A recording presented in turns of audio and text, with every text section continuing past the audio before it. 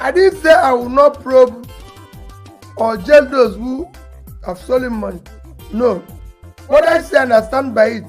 If you close your shop and chasing thieves, by the time you come back, you would have lost what is remaining in the shop because they will expire and you lose customer. I'm a trader. Your shop has to be open and you're getting more customers. And you make sure that you're selling the existing goods and don't spend more time in chasing thieves. Your shop has to be open because whatever a thief is stolen, some of it they have spent, there's a likelihood you will not recover everything. I'll be very careful. What I want to stop is stop people from stealing any longer. Look at the government that came in and said they want to chase thieves. People stole more. I want to stop people from stealing any longer and then focus on tomorrow. No matter what you think Nigeria have lost, there's more that you can get for tomorrow. Okay, so I don't know about you, but please, I beg, someone should tell me what is wrong with Peter Obi. What's wrong with Peter Obi? Because, as much as I would not want Atiku or Tinubu getting their hands on the treasury, and I don't think Atiku is as qualified as Obi, and I don't think Obi is as qualified as Tinubu. If I was to choose from the list of the three, my choices will be between Obi and Tinubu, but Obi strikes me as someone that he doesn't know what to do, or it might just be he's not. Maybe he's just not verbally articulate. Now, let me tell you something. They keep asking every time they ask Obi about fighting corruption. He keeps telling us that he's not going to fight it.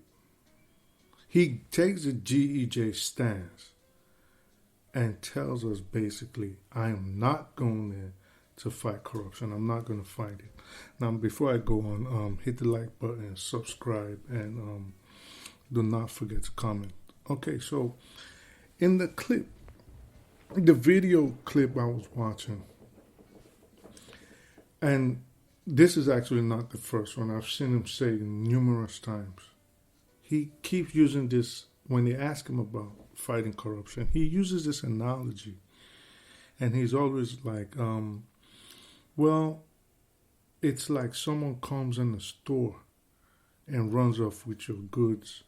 You're not going to close the store. You're just going to keep on selling and just try to prevent it so such theft does not happen in the future. Now, someone please, I beg, make una help me riddle this. Riddle me this. Obi never heard of deterrent before. Because it's one thing to put a thief in there.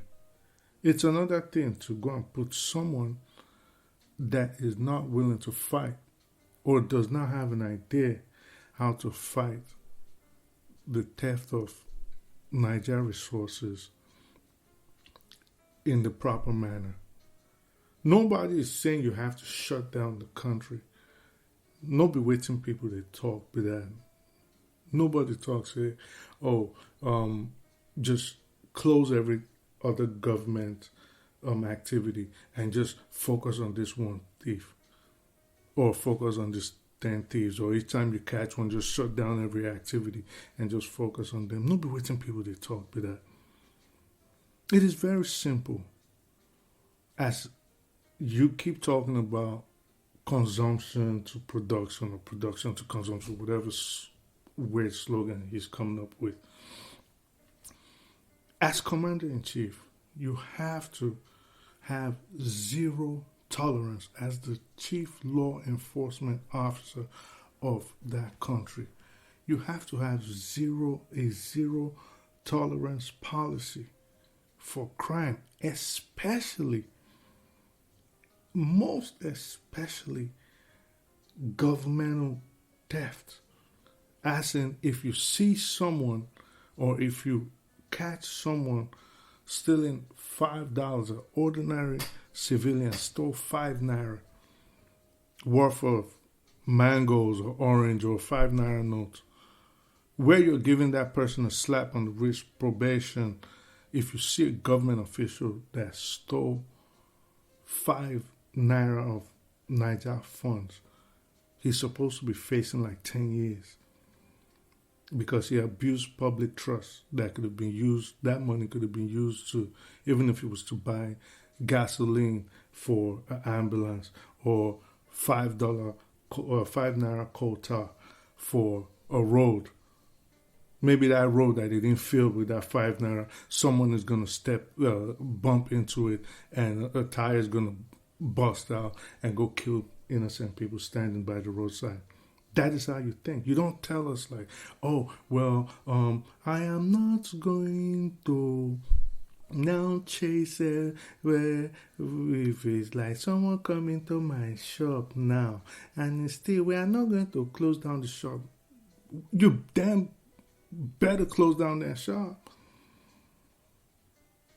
So this is the problem. I'll tell you something. A petty thief and oil theft and subsidy scam, outright defrauding the government, are vastly different crimes. All those crimes I mentioned are vastly different crimes. But to paraphrase Rudolph Giuliani, the former mayor of New York, those crimes, while they are vastly different, they are part of the same continuum. And any climate that tolerates one is likely to tolerate the other. So if you allow people in the name of, well, I'm not going to chase people for whatever they steal, we're just going to try to plug the hole. Guess what? You're going to keep having bigger and newer holes. People are always going to look for different loopholes that they can squeeze through. So you got to block all those holes. And not only that, once you catch someone trying to squeeze in through that hole, you use them as an example. These are the kind of things, OB, you are supposed to be saying. You're basically encouraging the criminals now that are waiting. You're doing the same thing Good Luck Jonathan did.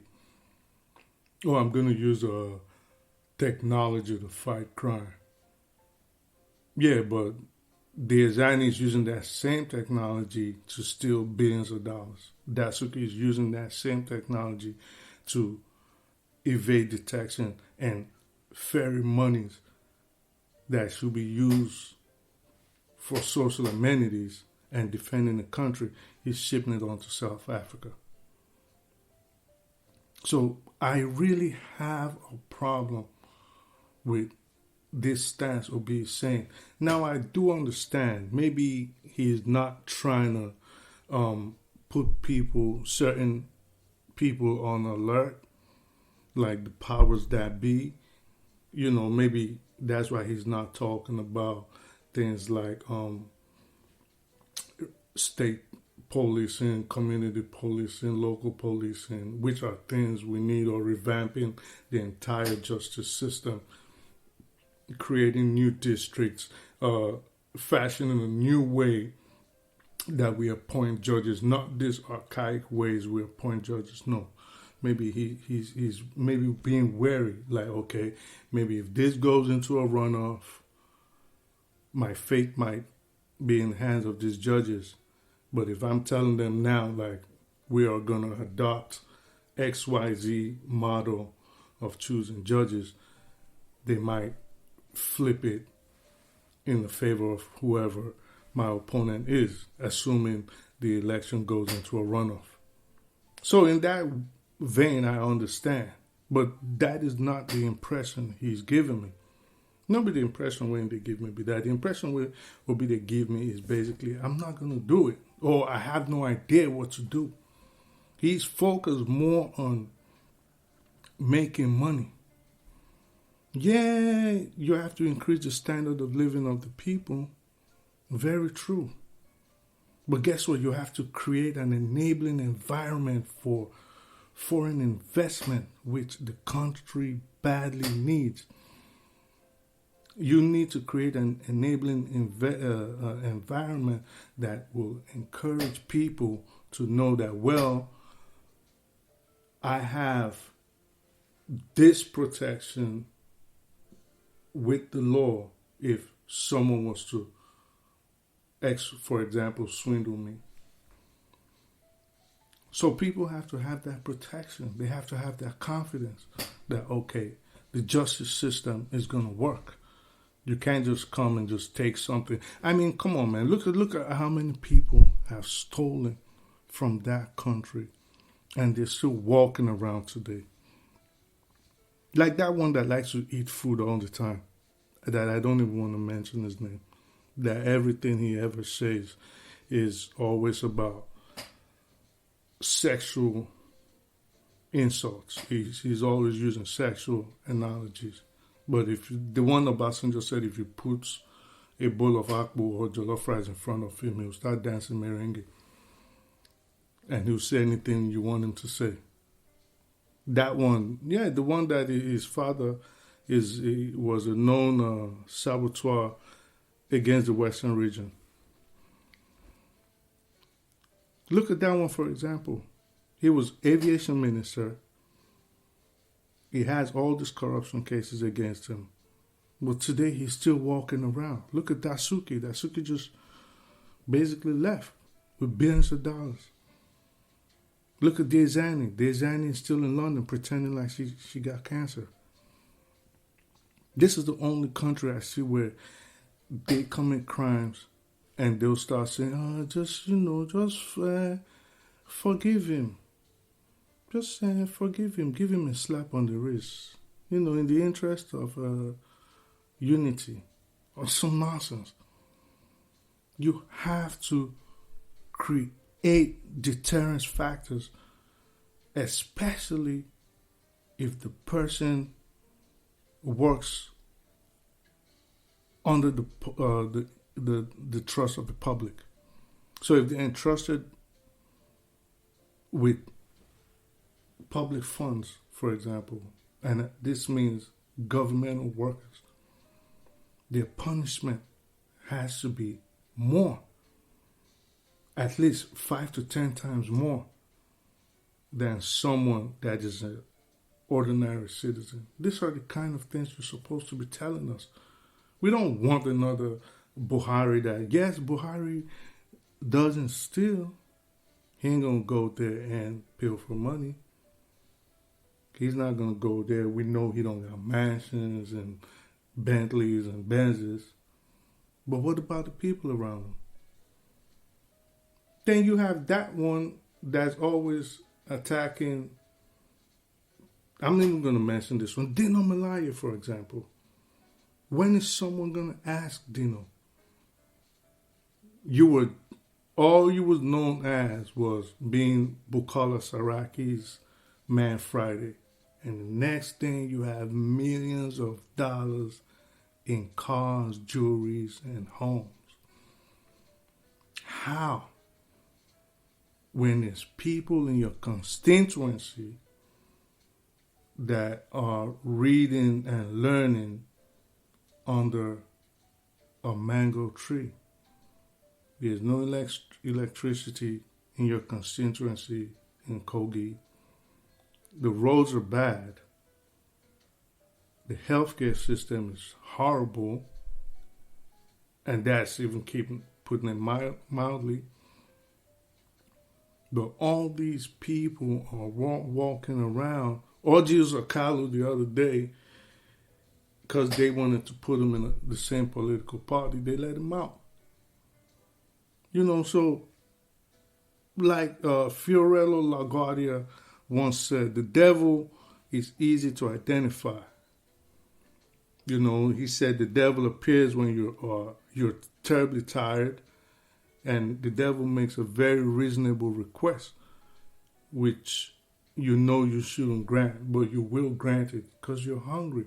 So, OB, if you are saying you're going to let people get away with stealing funds, then I don't know. I don't think you're ready for this job. Yeah, I think at this time you are just going to be more of the same. You're just going to be as bad as the other people. You will talk the talk, but then when it comes to walk the walk, you're not going to do anything.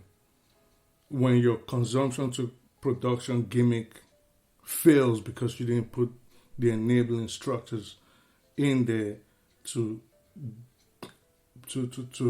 make things work. When that your main plan falls, everything else is gonna crumble.